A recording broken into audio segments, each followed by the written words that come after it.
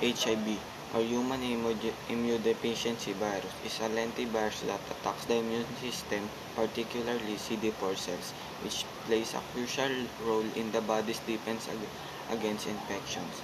The virus gradually weakens the immune system, making the infected individual more susceptible to opportunistic infection in certain cancers. If left untreated, HIV can progress to AIDS, which is the advanced stage of the infection characterized by severe immune system damage. The etiology of HIV involves a complex process. It is a retrovirus, meaning it contains RNA as its genetic material.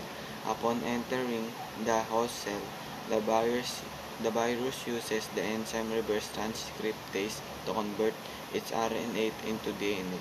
The viral DNA is then integrated into the host cell's DNA, allowing the virus to replicate and produce more viral particles.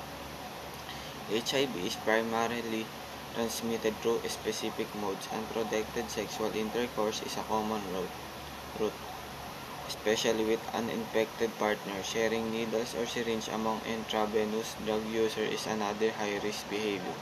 Mother-to-child transmission can occur during childbirth or breastfeeding.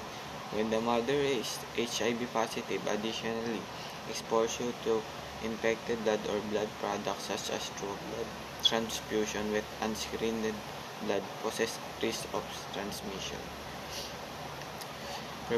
Prevention is crucial in managing the spread of HIV. Safe sex practices, including the consistent use of condom, reduce the risk of sexual transmission. Needle exchange programs help minimize the spread of the virus among intravenous drug users. Antiretroviral therapy is a key component in managing HIV. Suppressing the viral load and slowing the progression to AIDS, screening of blood products, and implementing universal precaution in the healthcare setting further contribute to controlling HIV transmission.